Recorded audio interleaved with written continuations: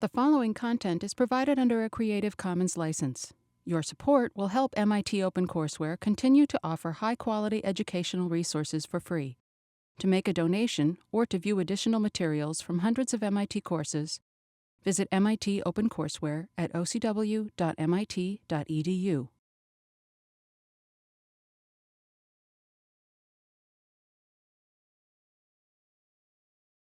All right, so we'll get started again. And as I said, we're going to provide you with a quick tour of both some basic concepts in recording audio as well as the specifics of our audio package. And then we're hoping that we have about an hour at the end to play with both the camera and the audio equipment together.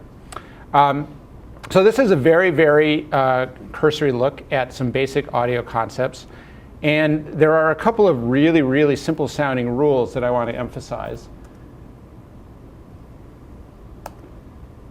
And this is the first one. Sometimes sound is more important than picture. And someone like Vertov would probably have a heart attack if he heard someone involved in film say that, because of course the kino eye is God.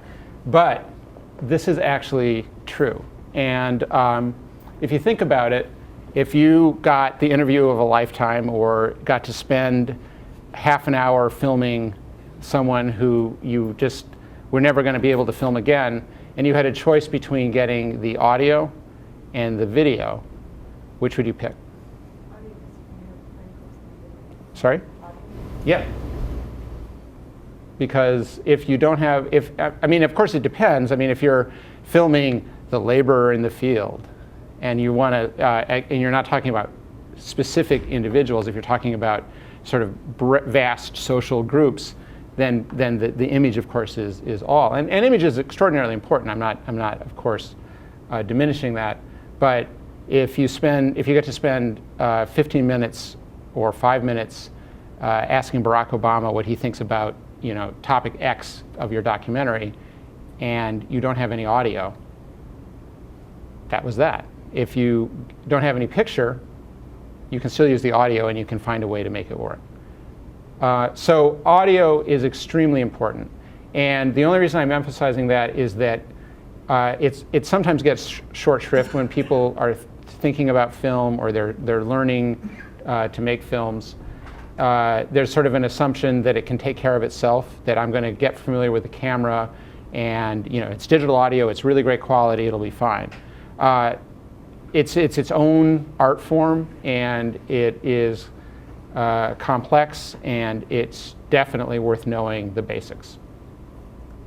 So this is just a quick look at our equipment. We're filming with the Sony A1U HDV camcorder, which records digital audio at a sampler rate of 48K and a bit depth of 16, or 16-bit audio.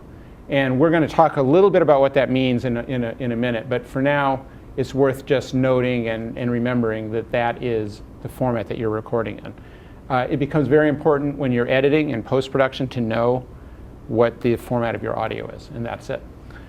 We can film to 2 channels, left and right, which means that you can record stereo, or you can use them as separate tracks with 2 microphones recording completely different things. So 2 channels does not necessarily mean that it's automatically stereo. It depends on how you set it up. We have 2 microphones in our kits. One is a lavalier microphone, which is like the one I'm wearing here, something you can clip to a person. Ours are not wireless, unfortunately, like the one I'm wearing right now. They are omnidirectional microphones, and we'll talk in a minute about what that means. We have 1 shotgun microphone, which is a longer, larger, thinner microphone. You'll see it in a minute. And that is what we call a supercardioid microphone. And again, we'll talk about that in a minute. So what does omnidirectional mean? As I said, our lavaliers are omnidirectional mics. What that means is that their pattern, the pattern of pickup, the pattern that they record, goes out equally in all directions. So if you see in this picture, the microphone head there is in the center of the frame. Everything equally in all directions is recorded at a similar level. So if you're 2 feet away to the left and 2 feet away to the right and 2 feet above and 2 feet below, it's all the same. So you can move further away from the microphone and closer, but changing the orientation of the microphone is not going to change your recording. So again, it's a great microphone to put on a person. Not all lavalier microphones are omnidirectional, by the way, but ours are. And it's sort of a kind of a set in and forget it kind of mic. You put it there, you set it down, and it records what's around it based on how far away and how loud the noise is. Now, the disadvantage of an omnidirectional microphone is that it picks up everything. So if I'm here talking to you with an omnidirectional microphone on, and there's a car or a truck idling over here, the microphone is going to pick up that sound equally to the sound that I'm making here. It doesn't distinguish. It's just whatever is in my field, I'm recording. And that's why we have other patterns that we use in other situations. The boom microphone is a supercardioid pattern. And you can see that's a very different pattern. It's primarily focused to the front of the microphone. So if you're going to record what you point at much more strongly than anything to the side. You see how it drops off on the left and the right, and then there's a little bit of pickup in the back as well, but it's much narrower and not as intense. So this is really great for a situation where you have a lot of external noise. So if you're interviewing somebody and there's a truck idling just to the left or to the right, if you point the microphone right at them and get a very good read on their mouth, and you're close enough, you can actually really, really significantly reduce the recording of the truck that's idling on the, So as you can see, especially in documentary film, this is a really important microphone to have because you can't always control the situation that you're recording your audio in. So in a really great audio recording situation where the room is pretty quiet, this is not a bad room, an omnidirectional can solve a lot of problems because you don't have to worry about it and you don't have to have somebody actually operating the microphone or the boom. But in a difficult situation or a situation that's very fluid where people are moving around, this can really save you.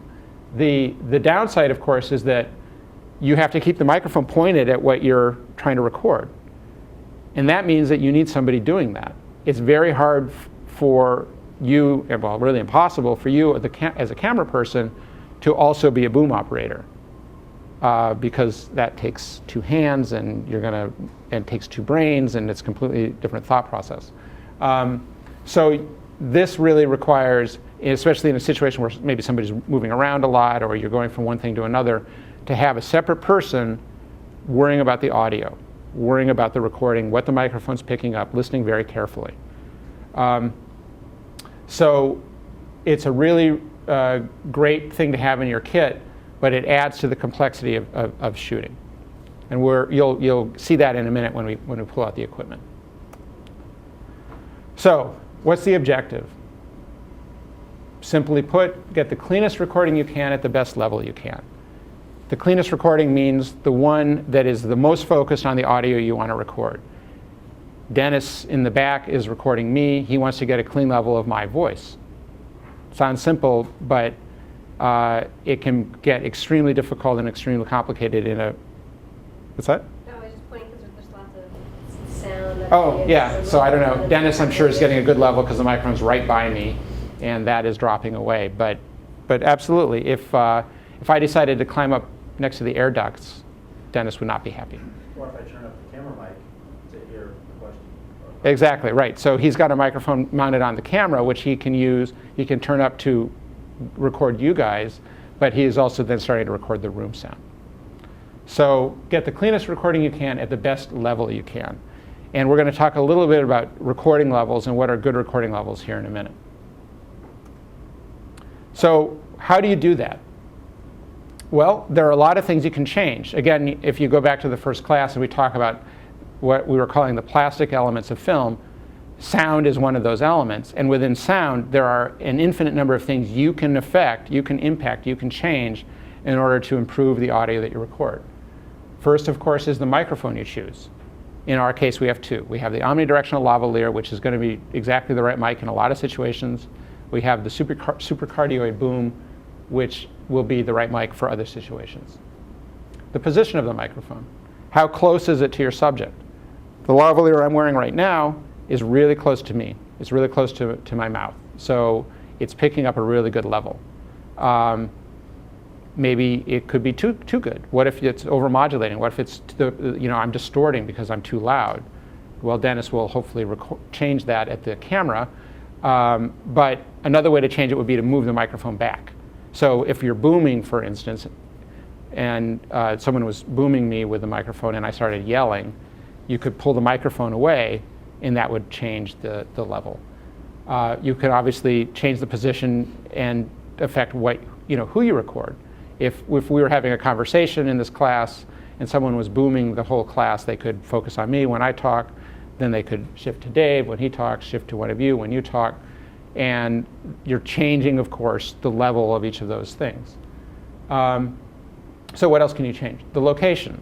Sometimes you can change that. So what I mean by that is, let's say you arrange that interview with Barack Obama, and it happens to be the day that they're redoing the Rose Garden, and there are jackhammers and dumpsters in the Rose Garden. Well, what can you do about that? Maybe you can change the location to the other side of the White House. Maybe you can't, but you can try, and you should try. If you find yourself in a situation where the audio recording is just undoable, you need to be proactive about it and try to make a change. And sometimes there's a feeling of, oh my gosh, I can't do anything about this. I can't bother this person to change, to move, change to a different office or change the location. But sometimes you have to force yourself to speak up and do it. So what else can you change? The recording level on the camera. The cameras have adjustable input recording levels so that depending on where the microphone is placed, how loud the sound is, how loud the person is, or whatever it is you're recording, you can adjust the signal that comes into the camera.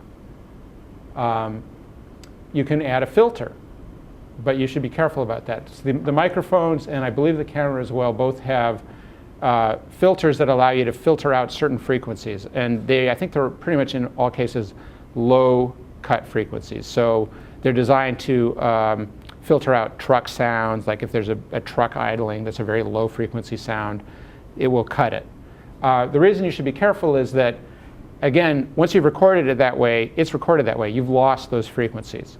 And it's generally better to do that in post-production, to do that in editing, where you have control. You have the full range of your recording, and then you can fix it later. But in some cases, some really significantly bad cases, you may want to use those filters. And then, of course, finally, your own technique. You can do a better job of placing the microphone, do a better job of choosing the microphone, and so on. So digital audio, what is it? As I said, we have a sample rate of 48K and a bit depth of 16. And that is sometimes less so now as CDs disappear from the scene, but referred to as CD quality audio, actually slightly better. What that means, however, is not that your audio will be pristine, because it all depends on the recording. It doesn't necessarily depend on the technical quality of your signal. So in other words, you can get pristine CD quality audio of that truck idling next to your person, and it still sucks. And that's something that you run into a lot of times when people are starting out. They say, but the audio is digital and it's very high quality. It's going to be great. I don't really need to worry about it. Again, it all depends on what you put in front of the microphone, just like it depends on what you put in front of the camera. So I want to just mention quickly what the sample rate is and what the bit depth is. Sound, most of us, I'm sure, know sounds are waves. They're waves of compressed air that travel through the air, and how much compression there is, and how fast they are, how short the wave is what determines the loudness and the frequency of the sound. So if you think about, well, how would you translate that into digital terms? What you do is you take a sample, and the number of samples per second is what the sample rate is. So this wave is broken down into lots of little slices. And the more slices you have, the more smooth this plot is going to be. So slice, slice, slice, slice, slice, or like a lot fewer slices, there would be like a lot of jagged edges up here. So higher numbers are better. That's kind of a very simple way to look at it. 48K is very good sample rate. CDs are 44.1. 48 is pretty much at the level where human ears are not going to hear any kind of digitalness in the audio. Okay, so that's the sample rate. What's the bit depth? So the bit depth is the opposite side of the grid. That's the number of bits recorded in each sample. So if you think about it, this is our sample. If we had vertical lines going here, the bit depth is the other side. It's the horizontal lines going up. So if you have 16 bits, what that means is there are 16 levels in each sample. And if we had the horizontal or the vertical lines here, you would then suddenly see that each one of these is a bit. Each little box is a bit. So again, higher numbers are better because you're slicing it much more this way and slicing it this way. So the more you slice it, the more you end up with a very smooth path. You see here we have this digital blocky path, but it's emulating this very smooth wave of the sound. So 16-bit audio is, again, very, very high quality. 24-bit audio is, at this point, what they generally use to record professionally, if you're mastering music or something like that. But 16-bit is extremely high quality. So digital levels. And this is, you can actually forget everything that I just said to you. I think it's worth knowing, but it's not necessarily anything you really need to think about on a day-to-day basis when you're recording audio for video. But it's just nice to know when somebody says, oh, that's 48K audio. You know what they're talking about. This, however, is really, really crucial in recording audio. And this is a digital meter, and it's what you really have to live by when you're recording. And Dave will show you in a minute how to see the meter on the camera. You have basically in digital meters, there's generally a readout of dB, decibels, from -30 to 0. And 0, if some of you know anything about analog recording, 0 is kind of like a really good place to be in analog recording. It's a really bad place to be in digital recording. What you want to be, you want your average level to be between -20 and -12, and your peaks around -10, at most around -6. Because basically, when you get to 0, that's when you start getting distortion. That's the top end of what can be recorded, and after that, it's all gone, and you're just distorting your signal. So you don't want to get too close to 0. And similarly, if you start getting below -20, your signal is so low that the background is going to start coming up, and there's very little difference between what you're actually trying to record and what the background is. So the key is really to stay between -20 and -12, but peaking a little higher than that is totally fine. By peaking, I mean I'm talking very softly, and then I say, Dave, where's the camera? So when I peak, when I speak louder, that would be fine to be going up towards -6. I don't know where I went there, Dave. Dennis, sorry.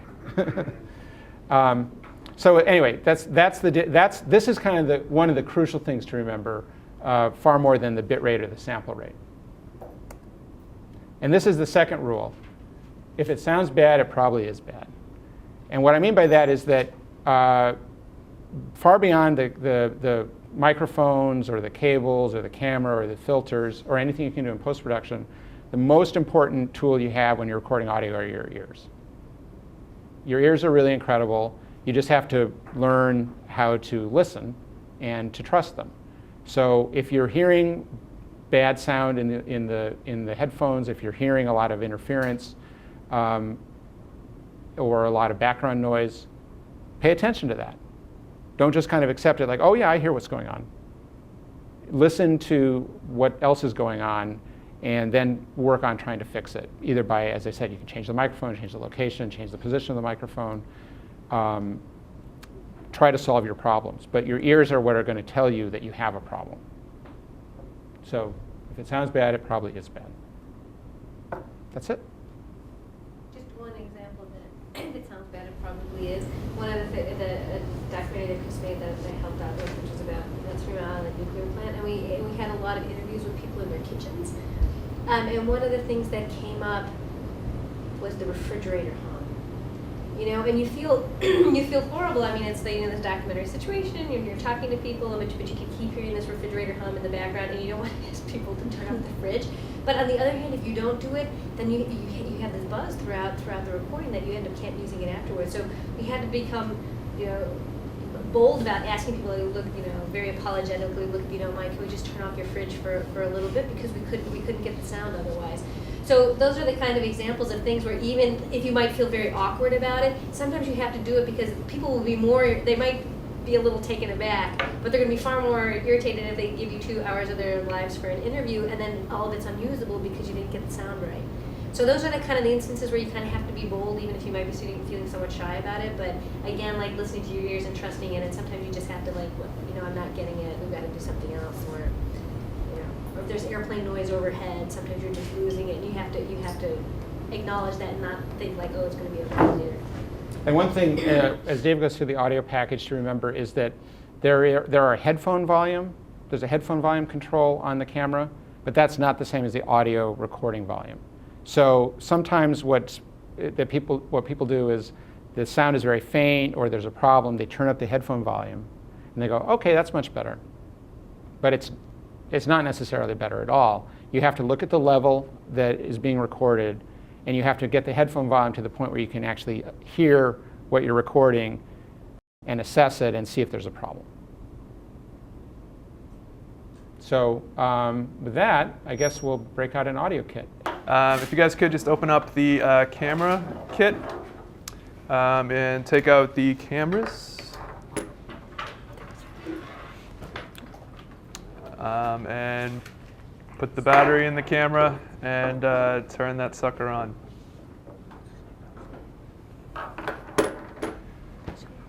And again, there are 3 options. Make sure that the green light is at the very top where it says tape when you're turning the knob.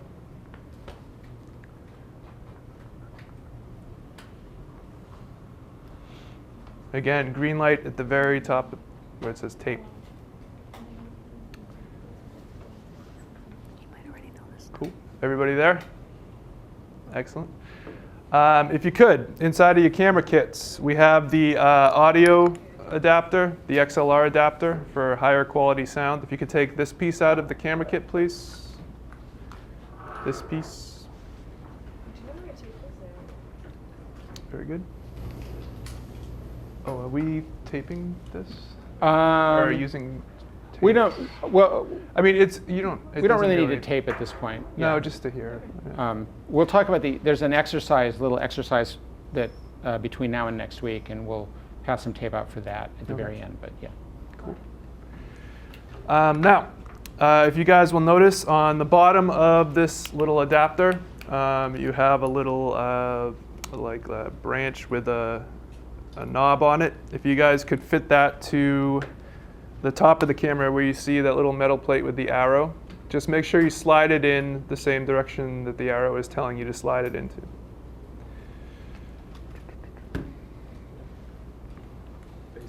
And I'm sorry, this little extension here, the little tail, that's going to be going toward you on the camera. So make sure it's facing this direction.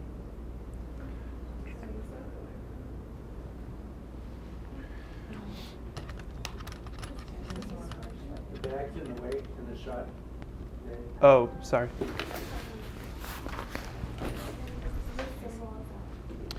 Once you have that, actually this one is already tightened. If it's not sliding in, turn the knob. Once it is on there, make sure you turn the knob again to tighten it. You don't want this sliding off the camera. So again, once it's slid on, this little knob right here, make sure it's as tight as it can be. Okay. Cool. Now, once that's slid on and you have it tightened, open up this little hatch right here on the top of the camera, right behind the adapter. And take this little shoe right here and just slide it in. Again, use the arrow that's on the bottom of it and match it up with the arrow that's in the little hatch door.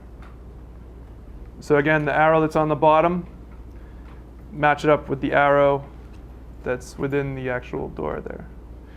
And when it's in, slide it forward until you feel it click.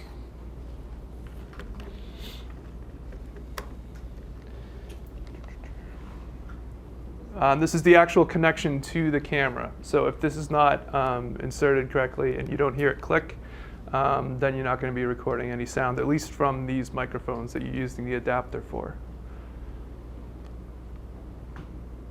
Everybody good? Again, make sure this is tight, please. Cool.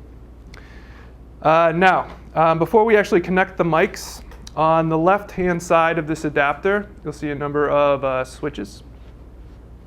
It's very important that you turn the switches on correctly. We're going to use the lav mic as well. Yeah, I think Two separate channels. We should go through everything. Yeah. Okay. The one at the very front where it says recording channel select. If you're going to go with just one microphone, make sure it's on. It's kind of counterintuitive. If you're using just one microphone, make sure that the switch is on channel 1 and channel 2. Because what it's going to do is, if you're using one microphone, it's going to route it to both those channels. So you have the option of stereo when you import it.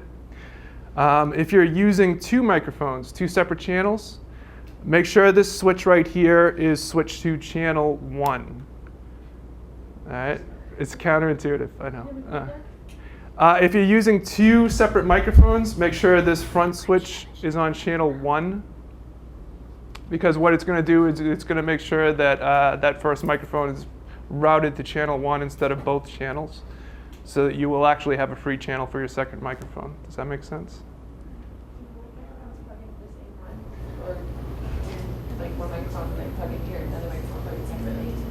Yeah, I mean, there are two jacks, and you're going to have two separate lines for two separate mics. What you're holding right there, actually, if you want to get a shot of this, Dennis, can I use your name on camera? This one. Okay. This one right here does not have a battery in it, the one that's included in the kit. So if, for any reason, you decide to use this microphone that's included in the camera kit, make sure that the plus 48 volts is switched to on. You only put that on if your microphone does not have a battery. That way the electricity will run through the camera battery. But the good mics that we're going to use in the audio packet, they should have batteries in there that you actually put into the microphone. If you put plus 48 volts and you have a battery in your microphone, you're going to have some pretty loud sound. And a lot of distortion. A lot of distortion, yeah. So this was a big issue last time we taught this class. So again, if you're going to use the microphones in the audio kit, switch that to off. And just make sure that you have batteries in your microphones as well. Right. We'll get to that in a minute. Which, again, when you actually have your headphones connected and you see the levels, I mean, you're going to be able to check that anyway. So, hey. For your input level, you see where on the actual left side of the audio adapter, it's divided into two sections, input 1 and input 2. For both input 1 and input 2, where it says input level, make sure you have the middle selection, which says mic.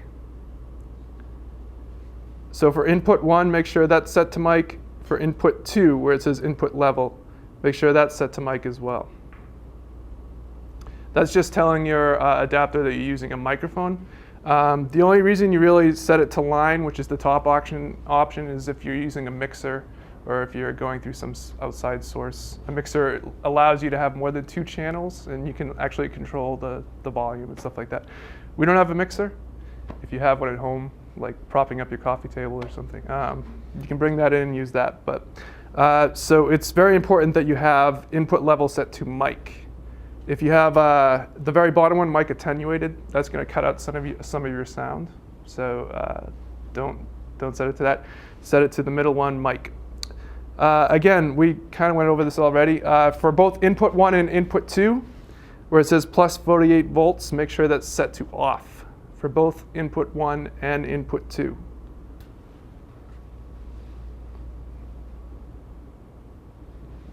you want me to point to it? I've got it in the shot right now. Okay, cool.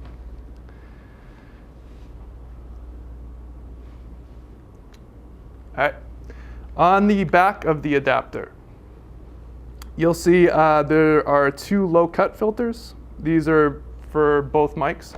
Make sure these are set to off, because again, what low-cut filters do is they cut out that deeper, like the deeper frequencies. And you probably don't want to do that, especially in an interview, because the human voice, you kind of need that to, it's going to sound very thin if you have that on. So make sure that, again, the low-cut filters are both set to off on the very back of the audio adapter.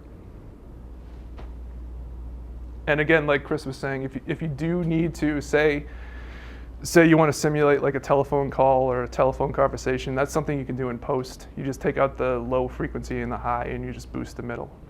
You can do something like that in post. You want to get as much of a dynamic range as possible when you're in the field recording stuff. Okay, everybody there?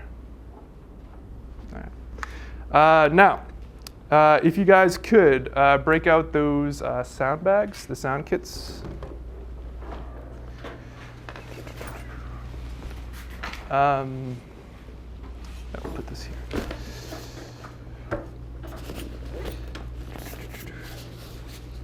First thing we will do is go over the shotgun microphone. This is a super cardioid microphone. So if everybody could, it should be buried in almost all the packets. I think all of them in the front of the 2 big pockets.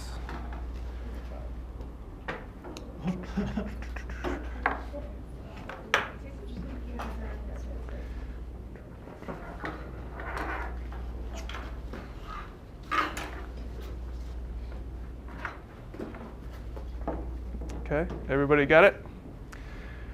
If you could, at the very back, if you twist the back, it should twist open.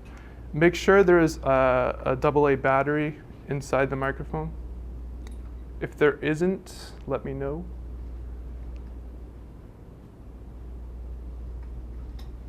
And then you can twist it shut again. Now, with the shotgun microphones, there are 2 covers. There's the black one, which is mostly used for indoor shooting. If you're outside and there's like street noise and stuff like that, you would use the, actually I have one in my kit. What am I doing? Mr. Snuffleupagus here. This is for, again, oh, my tag fell off. If you're in an outdoor situation where there's a lot of street noise or ambient noise, you're probably better, especially for wind, you're better using this cover rather than the black one. Again, use this one for indoor shooting, the one that's already on the shotgun microphone.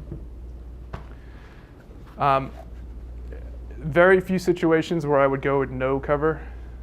Even in a room like this or in an indoor setting, you probably want to have this black cover on.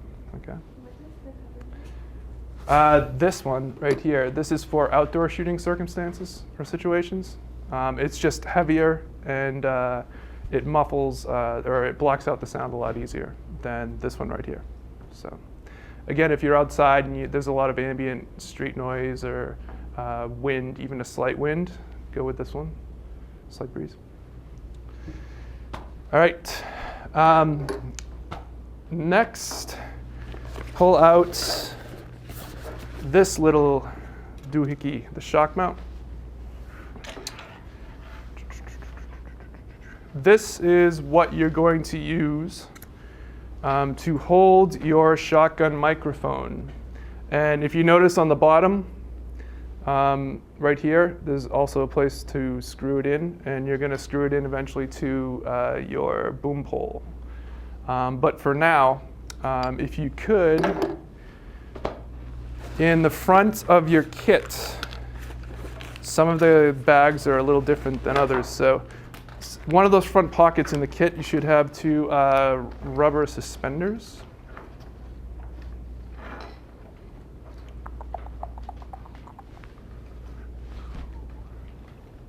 Good. Good. Cool. Oh yeah, sorry, I had to give you a new kit. If you could just open that up. Yeah. These are what you're going to use to hold the shotgun mic in place in this shock mount. So what I would do first is actually you're going to put the suspenders on either end. So you're going to have, this is going to be pretty loose even with these elastic bands. So you're going to want to put one of these right here and one of them here. They're a little hard to slide on, so it may take you a little time. But if you put your shotgun mic through the actual shock mount like this in the middle, and then use the suspenders to sort of hold it in place.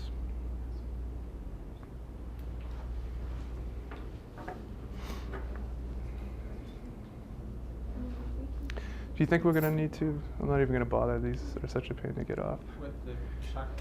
Yeah. I often don't use them. Yeah. If you have tape, that's cool too, but these are included with the kit, so. So we put one here. Okay. In these little bags here, you will find your boom poles. If you guys could open those up and take out your boom poles.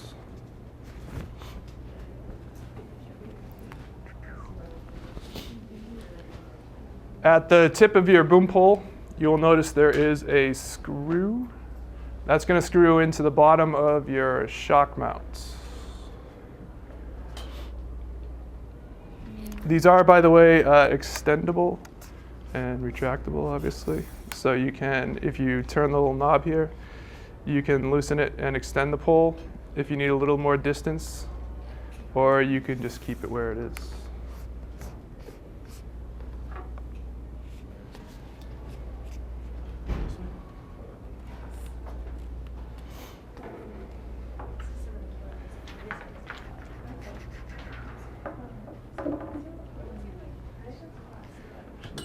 The new one? It is, okay. Oh yeah, yeah, you can take that off if you like. You actually don't leave it on. No, you can take it off.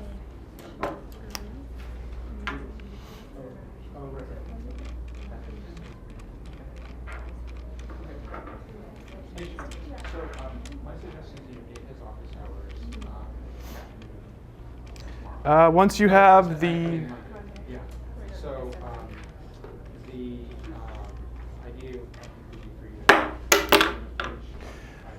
once you have, oh good, some of you are already there, just screw your shock mount onto the tip of your boom pole. And if you want, just practice extending it, retracting it. Hold it like this. Like, it's good to have like sort of a branch with this. If you're working the boom pole, you can go like this and actually hold it over your head, but it's very uncomfortable after a certain amount of time. So what you could do is try to keep your elbow in toward your body and use this as the hand which sort of turns your microphone, while this is just there to sort of hold it up.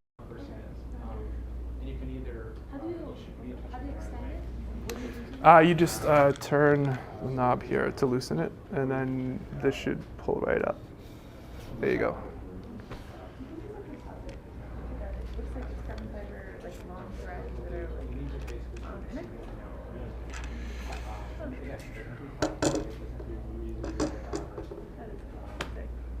All right. Now that you have your boom pole set up with your shock mount and your shotgun microphone inside of your camera kits, you should find 2 XLR cables. If you could grab one of them for now, one of the 2 XLR cables in your audio package bag, not in your camera kit, but in your audio bag. There should be 2 cables like these. Grab one of them.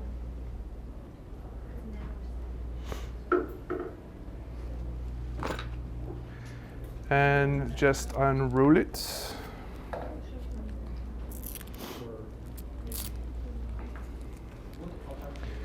And what you're going to do is you're going to connect one end to the back of your shotgun microphone and the other end into the audio adapter. Input 1, I think a general rule, Dennis, I don't know if you agree with this.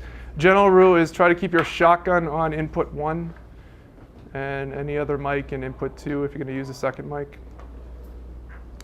So again, one end into the back of the shotgun microphone that's already hooked up to the shock mount. The other end into input 1 on your audio adapter on your camera.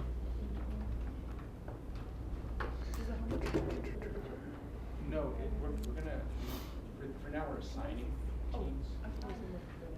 There is, yeah, but it's going to, basically the homework is going to be filming us. And we're going to have 2. So, and we're going to assign groups coming out and ultimately people can work together on whatever team they want. But for this first assignment, Oh, yeah, because I have my own camera if you want to just put it in the other.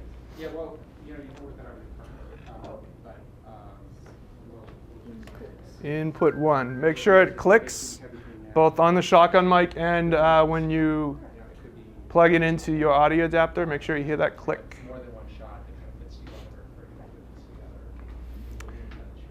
together, All right.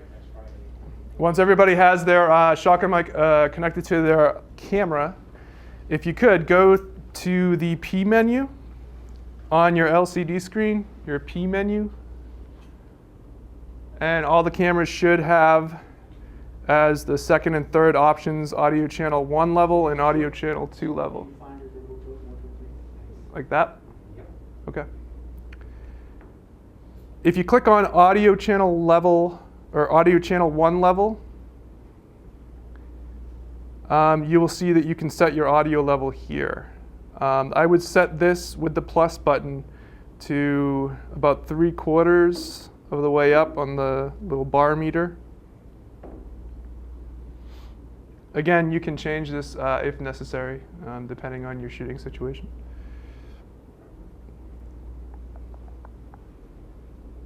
What would be the benefit of setting it auto? That's if you're not going to be able to man the camera.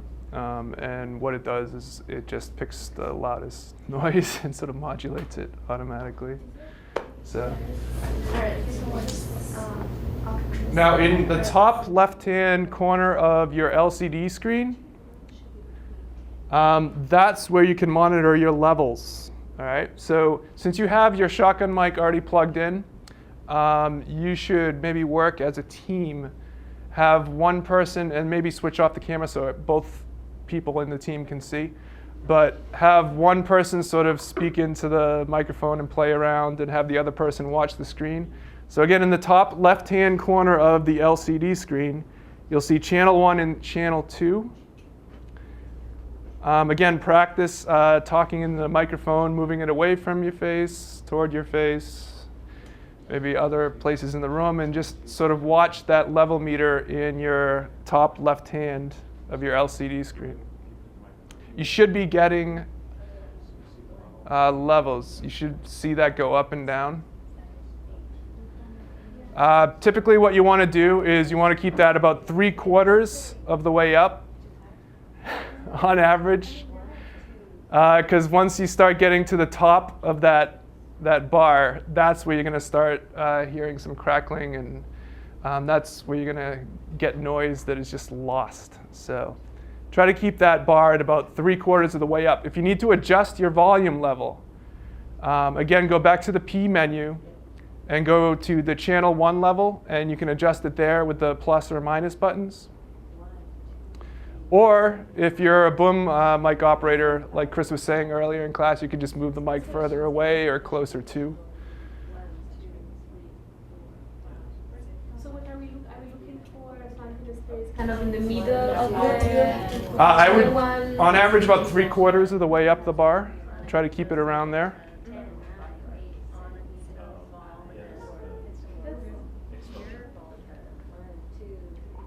So you want it to be the maximum between 20 and 30? Yeah, you want it to be anywhere between 20 and 10. Is everybody comfortable with the booms? Give you a few minutes. Yeah, exactly, right. So you can actually Again, obviously with the boom mics, try to aim toward the mouth, maybe at like an angle. I always aim for the nose, sort of the tip of the nose. Some people, they had the channel level set to channel 1 and 2. And on the top left-hand side of your LCD panel, you're getting different levels. You still have to change the audio levels within your P menu for both channel 1 and channel 2. If you want them to even out, you have to make sure that the levels on channel 1 and channel 2 are set to the exact same levels. I know, it's kind of confusing. Since we're going to be using 2 mics, 2 separate channels, make sure, again, that that audio input is set to channel 1. The recording channel select, make sure that's set to channel 1 instead of channel 1 and channel 2. So when do we use channel 1 and channel 2? If you only have 1 microphone and you want to make sure that it records in 2 channels, What's the difference between recording with one microphone and 1 channel and 1 microphone and 2 channels? But you can set the level separately. 1 microphone in the channel 1 and channel 2. People usually do that if they want to set, say, the volume to have it record from 1 microphone with 2 separate volumes. So they don't want to, say, over-modulate or over-record. So they'll set channel 1 in the P menu to, say, 3/4 of the way up. And they might set channel 2, the audio level, to like maybe halfway up the bar. Words do it? That's a pretty good level. Do you do it just in case you get one of them wrong, or do you do it? Yeah, I mean, it's basically to protect yourself when you're importing the audio files. So, but again, if you want both, if you're only recording with 1 external microphone and you want your audio levels to be the same, you would have to make sure that those green bars inside the P menu, both channel 1 and channel 2, are at the same place. Does that make sense? So when you actually like hold the sound, you only like choose one of the channels to get that.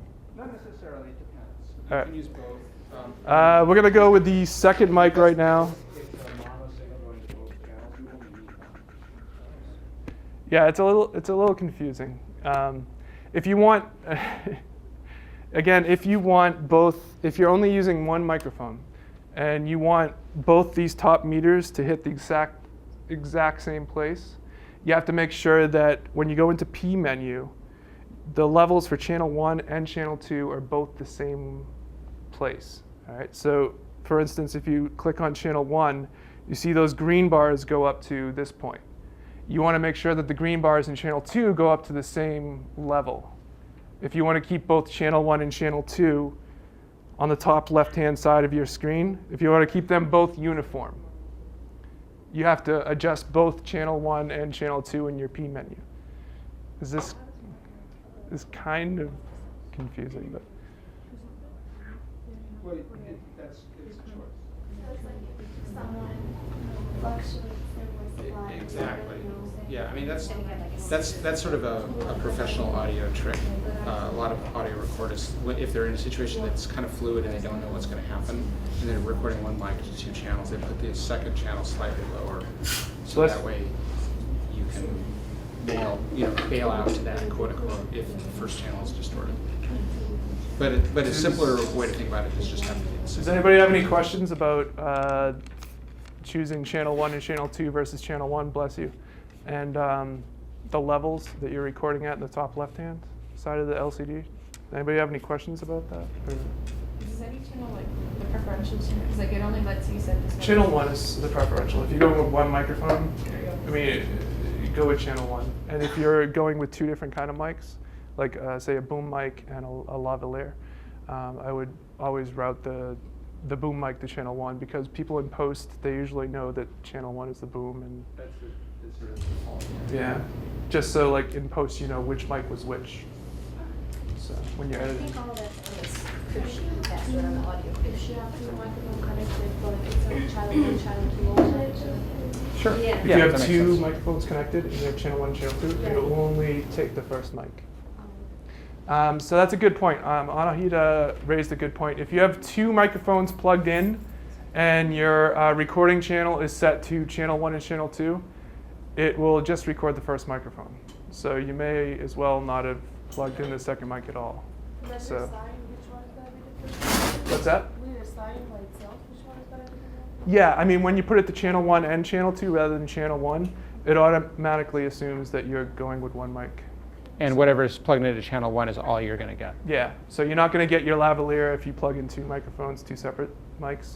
So. Right, so that's the counterintuitive part. If you have two microphones set up, you actually need to set the camera to channel 1, not channel 1 and 2.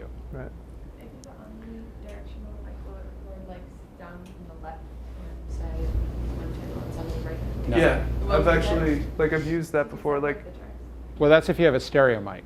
Oh, You have to have a stereo mic, yeah. You can plug into the just like channel. You can put it in channel 1 and channel 2. One mic comes in and then it will like separate the tracks and like. It's if you're recording with a stereo mic, you're going to have to use both channels. Oh, okay, never mind. Yeah. Okay. sorry, this is the. Oh yeah, that's okay. All right. And we do not have a stereo mic. So. Let's get to our second microphone, which is the lavalier. If you guys look in the camera kit, you should see a box like this. If you could just take that out.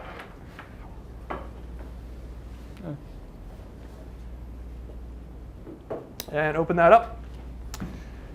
And this is kind of tough to open, but if you could take this main little box out, this is your lavalier battery. And where it says push to open, it's kind of tough, but push that and the top should pop off with a little help. Yes, sorry. This push button right here, push it in and then pop. Actually, it's hard to do. And then pop the top off, and that's where the battery goes. Some of them may have a battery already in it, some of them may not. Inside of the kit, there is a AA battery. Make sure that that is placed into your transmitter. And then close the top again, or put the top back on.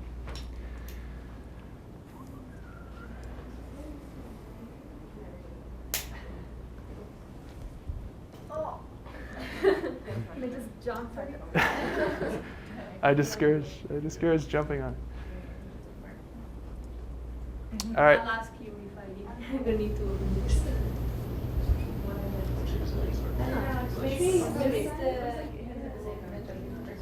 Oh, yeah.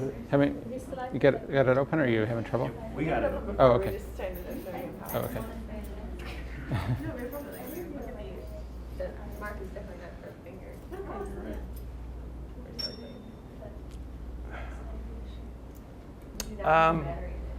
On the bottoms, on the side of the transmitter, you'll see, not the transmitter, just the Battery pack. battery pack. You'll see a switch with three options, off, and the middle option is a straight line, and the third option is a bent line. The third option, which is a bent line, is a filter, and you don't want to choose that. You want to choose the middle of the three options, which is the straight line. Make sure the switch is on the middle of the three options, the straight line.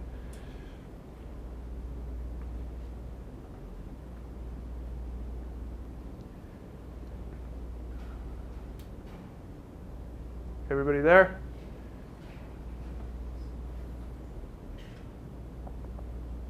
Yes? Yes. Come on, guys.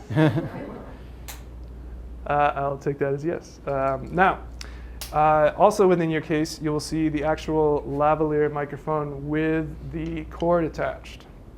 What you want to do is you want to attach the end of the cord into this silver jack right here on your battery pack.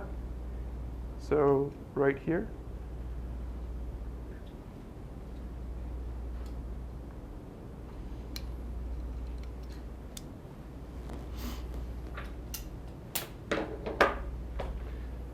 And now's the fun part.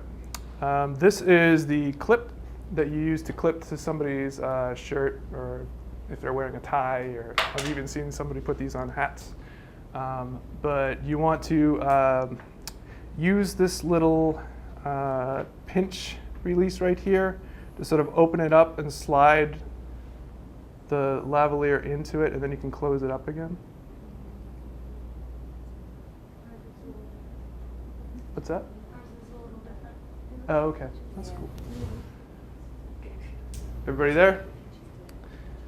And again, you should have a little softy to put on the end. So you place that on top just to protect your pedals.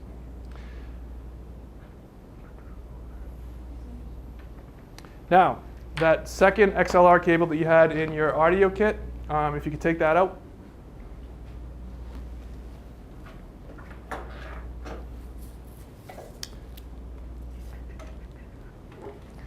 And once you have that out, you're going to connect one end into this jack right here on the battery pack, and the other end into your second input on your audio adapter in your camera. And again, make sure you hear it click. Otherwise, you may not have a clean connection. You put the cable in? Sure. Yeah.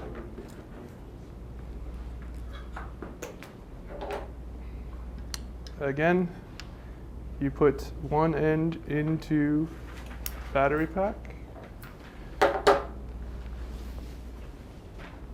and the other end into your input 2 on your camera. And again, make sure you hear it click.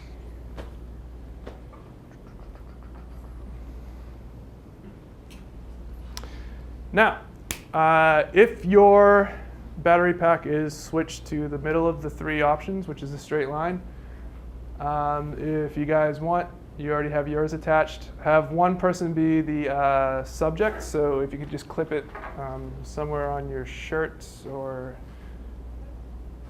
and the other person monitor levels. Now, the same thing you did with the shotgun microphone. So now remember, if you have both the shotgun and the lav hooked up at the same time, you have to go to channel 1, that Right. channel 1 input, not channel 1 and 2.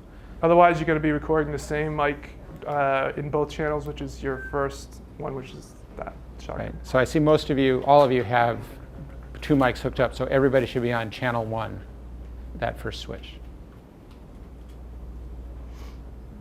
And again, if you go to the P menu, on the bottom right-hand side of your LCD screen, hit P menu.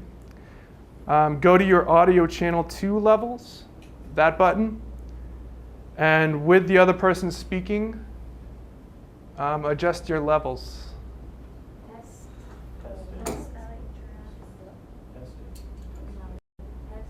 And again, your level should be hitting about 3/4 of the way up that bar for channel 2.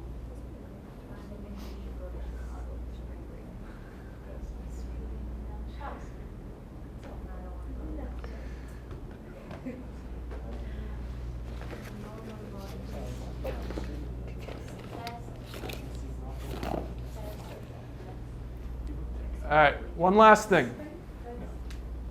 Just so both the camera person and the audio person can actually hear what's being recorded, we have a headphone splitter in the case. It should be, again, in one of those front pockets. And it looks like this.